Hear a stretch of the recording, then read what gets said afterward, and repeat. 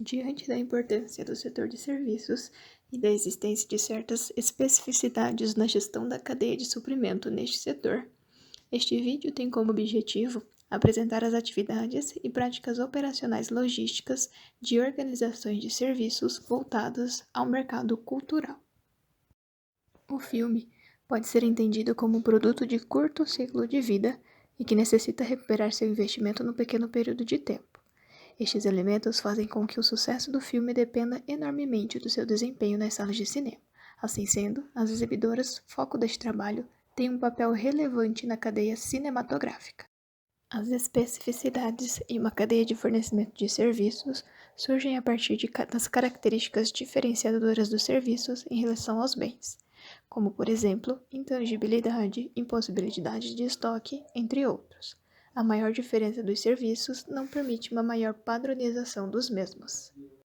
Em serviços com um elevado nível de intangibilidade e simultaneidade, tais como serviços profissionais, a participação do cliente nos processos de criação e entrega de valor é fundamental. Consequentemente, a criação de valor desta cadeia se concentra nas atividades front office, linha de frente. Diversas interações entre o prestador e o cliente podem ser vistas como fundamentais para o fornecimento de um serviço de qualidade.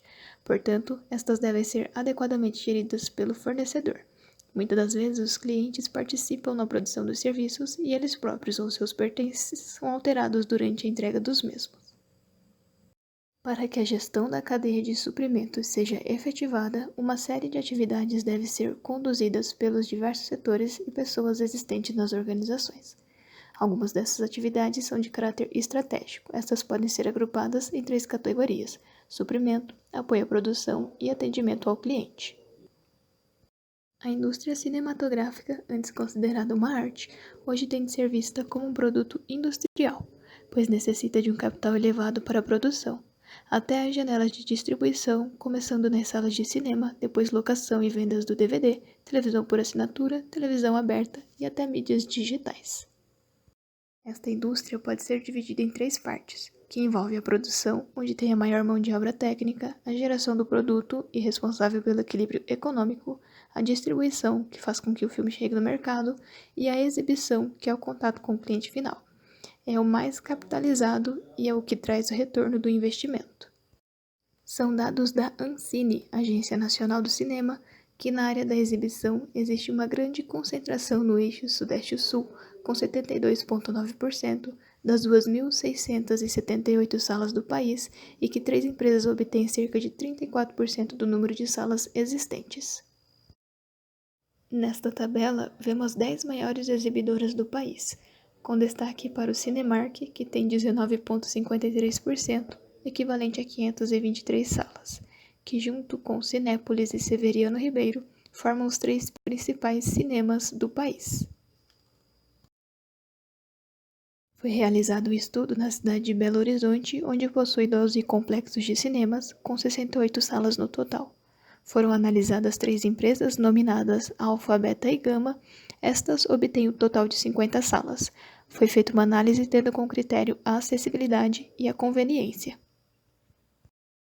A empresa Alfa, fundada em 1992, traz clientes com admiração em filmes e literatura, considera os autorais. A Beta, fundada em Belo Horizonte, tem seu foco para a exibição de filmes comerciais, e a Gama vem de uma sociedade anônima e oferta desde filmes mais elitizados culturalmente a filmes comerciais, priorizando esses últimos. O estudo teve 3 fontes de dados: análise documental, com a distribuição das programações por meio de jornais, entrevistas semi-estruturadas com diretores e proprietários das empresas exibidoras e entrevistas semi-estruturadas com especialistas autônomos em audiovisual, analisando atividades de suprimento, de apoio à produção e atendimento ao cliente. A organização Alfa é marcadamente focada na difusão cultural. Seu objetivo é a disseminação de filmes de arte que acrescentem conteúdo cultural a seus clientes, além da geração de lucro para a empresa. As relações com fornecedores se mostram como parcerias de caráter notadamente informal. Por sua vez, a organização Beta se mostra focada em filmes comerciais para geração de lucro, com parcerias formais devido ao seu elevado potencial de público. As relações com fornecedores são notadamente comerciais.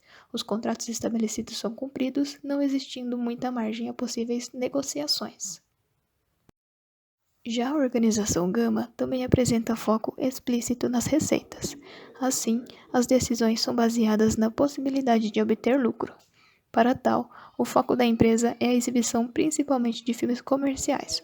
Os relacionamentos com fornecedores se situam em um meio termo. Uma comparação das entrevistas dos gestores como os especialistas revela que o grau de formalização das relações e negociações das exibidoras junto aos fornecedores não compromete o formato aplicado de remuneração, uma vez que as três organizações possuem tal formato nas atividades logísticas de suas operações. Sobre a previsão de demanda, os especialistas colocaram a não existência de metodologias e utilização de dados históricos de filmes como base para a formulação de previsões de demanda, ocasionando a falta de aderência entre o valor previsto e o valor realizado. Ocorrendo casos em que filmes tidos como sucessos de bilheteria não passam de uma semana de exibição, tal afirmação fixa a afirmação dos respondentes às três empresas sobre a dificuldade de previsão de demanda. Os especialistas também abordam a necessidade do aumento de número de sala como um fator que ajudaria no maior escoamento. No entanto, concluiu-se que gestão do desempenho dos serviços pode ser considerada como a função-chave na gestão da cadeia de suprimentos. Devido à natureza das empresas de serviços que competem a sincronia na produção e consumo, tornando assim fundamental um bom sistema de controle e recuperação das falhas existentes no processo.